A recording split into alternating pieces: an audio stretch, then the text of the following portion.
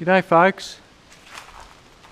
We ended up getting around 30, I think 31 degrees. So quite warm. Not a heat wave, but quite pleasant, quite pleasant.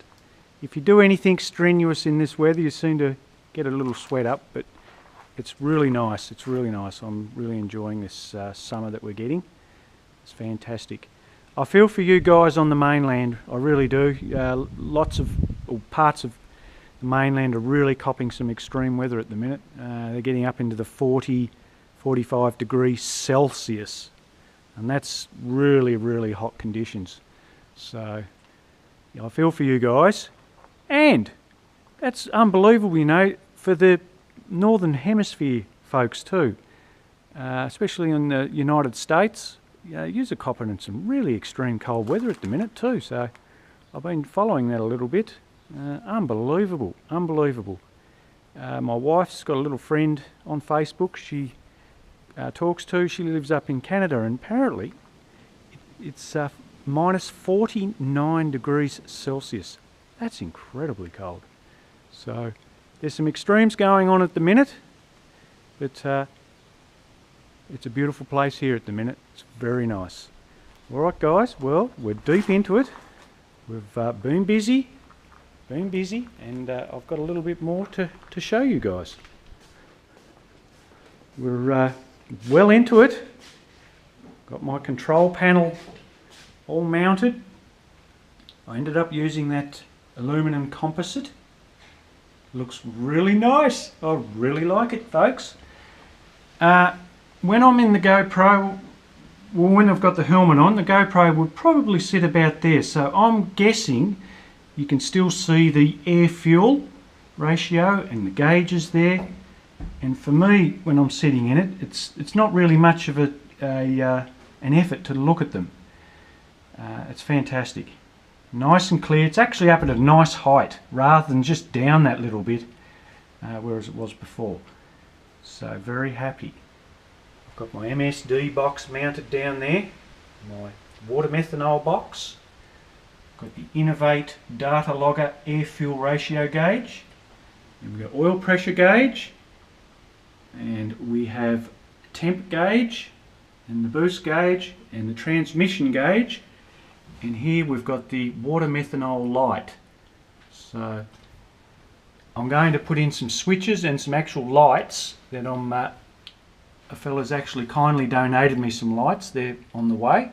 I'll let you guys know when they turn up, and we'll talk about that a bit more. But they'll be lights for the fuel pump, scavenge pump, and the scavenge pump that runs out of the heads, and even so they'll be left on. So as long as there's power going to them, the lights will be on. So if I ever add to any other accessories, I've got extra lights I can sort of mount in just to keep an eye on it and make sure everything's running. You know, you can just have a quick glance and say, okay, we've got fuel pumps on, my scavenge pumps, rah.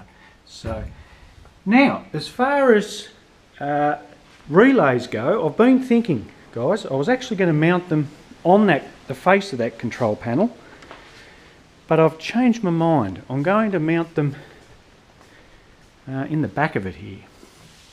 All I've done was just put some aluminum light gauge angle, and I've used that T-Rex glue, and that's all it is. It's just glued on. It's incredible stuff, amazing. I'm actually going to put another little panel just off here, off this part here, and sort of brace it, and I'm going to mount all my relays and fuses in this sort of section here. So I've sort of got another little control panel but hidden away. I don't think it'll look real nice putting them on the front there. I sort of changed my mind on that. I think because I do want to add to this over time with extra switches or whatever I do, I've got a bit of room there for it. So we'll put them around the back here. All the wiring will be made up around the back, sort of kept it nice and tidy, easy to access, easy to keep an eye on, and it'll be fantastic, guys. So very, very stoked with it so far. It's awesome. Really happy. Oh, look, it's just made all the wiring simple and easy to get to. It'll be just fantastic. There's that little boost controller I was talking about. one turn equals around 2 pounds of boost. So if I feel I need a little bit more power, I can whip it around a turn and slip up to 16, 18 pound, 20 pound if I really wanted to, or back it right off till around, I think the lowest I can go without the actual ball and spring in it is about 9 pound. So any other than that, it just gets too soft and it doesn't sort of regulate real good. But boost control on the fly, that'll be fantastic. Not that I'll do it, but it'll be just easy if I do want to go up a pound or even just want to back off because it's a little bit wet. I can always pull a little bit of boost out of it and, you know, not worry about the timing. So it's great.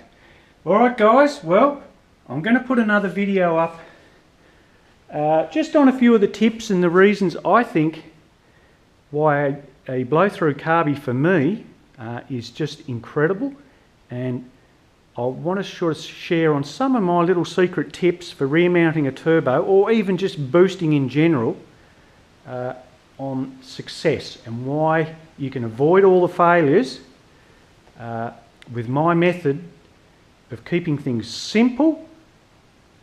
Don't complicate things more than it has to, and you can have incredible success. So I want to sort of talk about that and enlighten you guys a little bit on why I haven't had, well, really any failures. And I put it down to, guys, keeping it simple. So we'll have a bit of a talk about it, and it's very interesting, guys, very interesting. All right, folks, well, enough of my babbling. Keep warm or keep cool, you folks. All right, I'll catch you later.